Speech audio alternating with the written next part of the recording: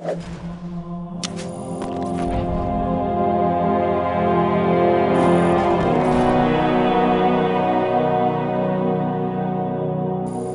name is Frank. I'm a polygon pimp.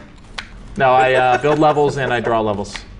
I do the concepts and then I fabricate them. Hi, I'm Steve Cotton. I'm an environment artist on Reach. Hi, my name is Ken Taya, and I always go for the rockets. I'm an environment artist. This is Melota. They put my name as Mike, but most call me Melota, and I work. Terrible. Yeah. Wait, did I even get my name right? Cut this. Can you talk any slower? My name is Mike Melota, and this is my level. You can't do an impersonation of yourself. I'm Mike Melota, environment artist, architect, gameplay modifier, destroyer. This is Anchor 9, the best map ever. Yeah, this is Anchor 9, right? So we named it Anchor 9, and then after that I put a 9 up there. Bam. Yeah, it's One of 9 anchors. 18 actually. You know, from day one, this was actually a pretty favored map among the guys that were just sort of play testing, and so it hasn't changed layout-wise really all that much. A lot of times our maps will go through a lot of iteration, and we'll rip a side off, or we'll double the width of a gap or something like that because it's not working, and this one really has kind of stayed pretty consistent. Yeah, as far as the gameplay, the thing that's really nice about this map is it has the right balance between, okay, I'm not too far away from the action, but at the same time, when I spawn in, I don't have 50 grenades in my face. Like, it has just the right amount of pacing for a Slayer game.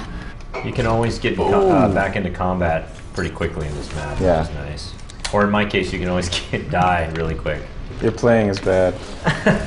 Did you find a bug? Your face is bad. Hey, I'm on your team, Nimrod. Oh, that's right. Oh.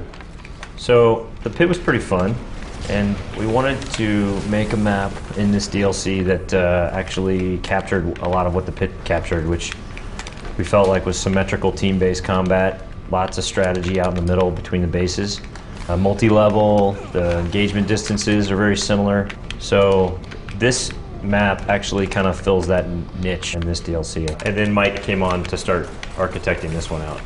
We have a term for it. It's called decottonifization.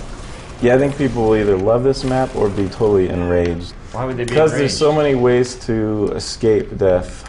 Even though it's really a tight map, I always wanted to make sure that there was an escape route because I'm often being chased. So to give myself a few more seconds to live, I'd make sure there's a little drop down or a window to run through or maybe something to hop up on. So Melota used the bevel tool in this hallway, I see? Yeah, heavily. Bevel everywhere. Primary art direction. Oh, look at this cheater. Take that grenade. I know when we sat down to think about the DLC maps, I know this one particularly had a lot of potential because of the low grav outside. Well, yeah, you know, it's funny because recently we got the Microsoft testing, and they came back, gave us a bug that it was kind of too easy to die out here. I don't know, it's just, it seems perfect to me, the amount of danger out there. Well, it's the Ninja Ledge, right? I mean, you're finding a shortcut, but there's like a payoff and there's also a danger. So it's risk and reward, right? If you stay inside, it's safe. I mean, well, with the exception of getting shot, but the level's not going to fight you. But when you're on the outside, you have a shortcut, but the level could be actual danger. And it sounds awesome out there. Originally, I was hoping that this space station could be kind of a crippled, half-destroyed space station during the War of Reach, and there'd be like all these crazy spaceships flying by that were like Killing frame under rate? attack, and yeah. Oh, visually. But I really like the way it turned out. It just feels really clean and easy to navigate. Probably if there was all this damage and smoke and crazy movie stuff going on, I would be getting killed even more than I do now. Just wouldn't know where I was. Well, you made this map, right? So that means you have to be the best at it, right? If that was only the case. I guess it's pretty interesting as far as the art side of things. When we were building the map out, memory is always a concern with bitmaps, and doing one-to-one on wraps for the objects takes a lot of memory. So Milton, he did the missile cards here, and he also did the engine service module. He did it in such a way where it looks like it has a one-on-one custom unwrap, but it's mostly tile textures. So he developed some really cool techniques of fabricating those objects. I mean, I've been in the game industry since 1996, and I've seen such huge changes for how we build environments or vehicles. And we are literally getting to the point right now where we could model whatever we want. So, Kentai, if you have a second, could you please tell me what these are for? Don't tell them. That's why it's an adult game. These are airlocks in case something goes wrong. All these doors shut, and these stabilize the pressure in this room.